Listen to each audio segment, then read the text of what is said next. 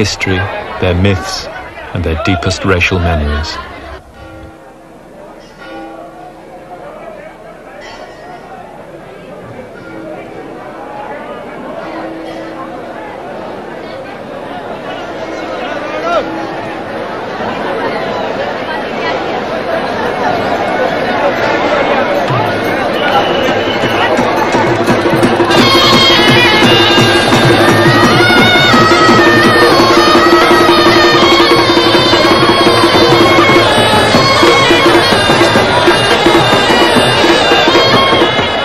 Western civilization saw one God who stood outside his creation.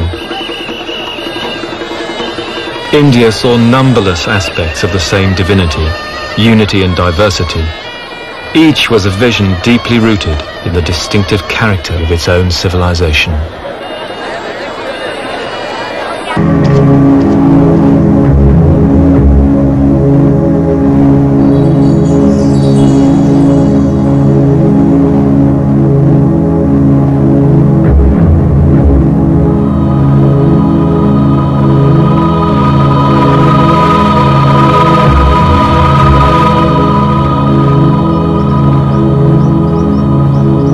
Miles away from the gaudy tumult of Benares, in about 500 BC, a young Indian prince preached a sermon which would change the world. His name was Gautam, and we know him as the Buddha.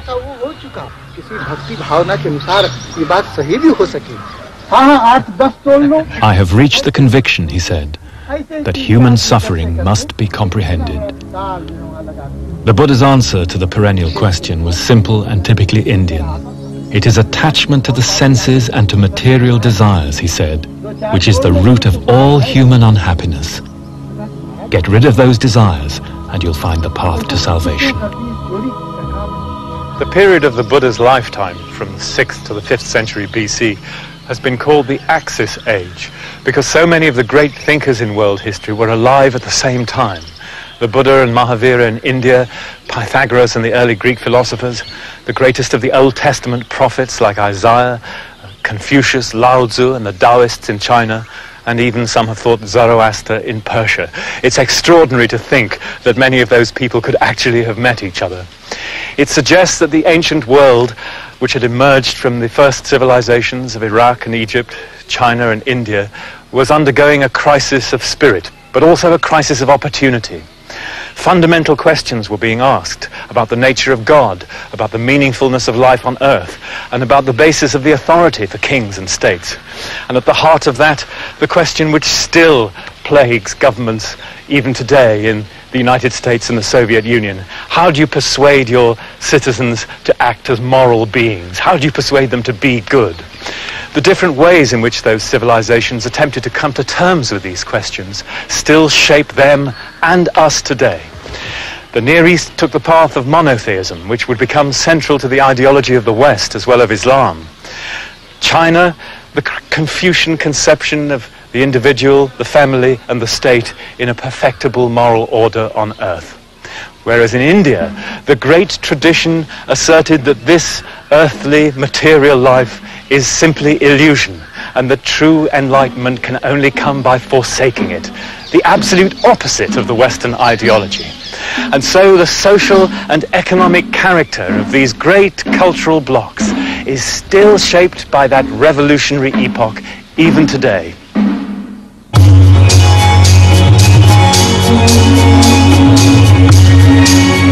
The Khyber Pass on the northwest frontier, a battleground for millennia.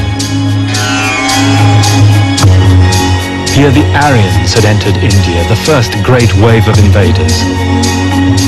And in 326 BC, Alexander the Great's armies poured across the Khyber into India, the first great clash between East and West.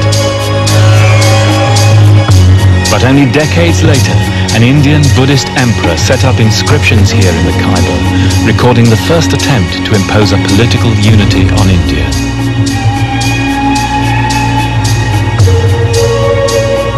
This was the Mauryan Empire, and the emperor, the great Ashoka.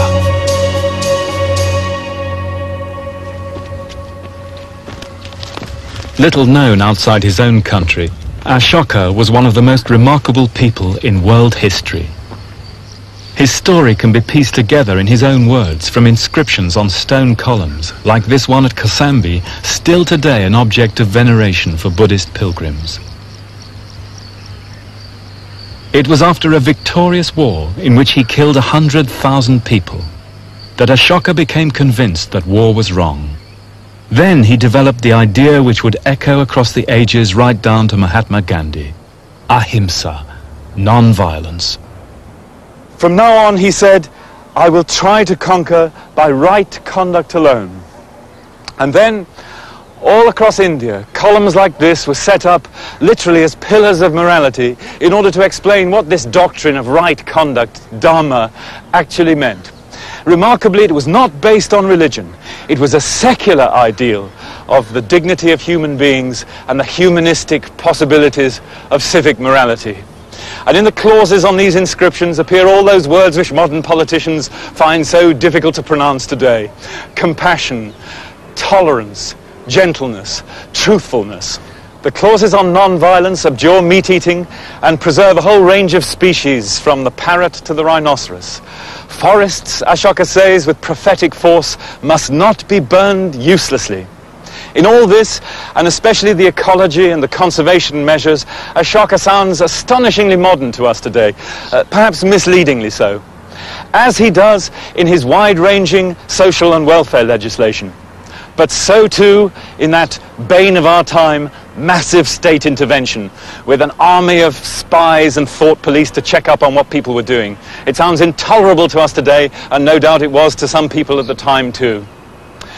But Ashoka is an extraordinary product of that extraordinary age, the Axis age, turning from the authority of religion and magic to that of reason and morality as a basis for politics. And however imperfectly he tried to execute it, his idea of dharma, of right conduct, was one of the great ideas of human history, to set beside Greek democracy, the American Bill of Rights, the Communist Manifesto. And as one stands with the late 20th century world roaring around, one might be forgiven for thinking that this was an idea whose time is almost come.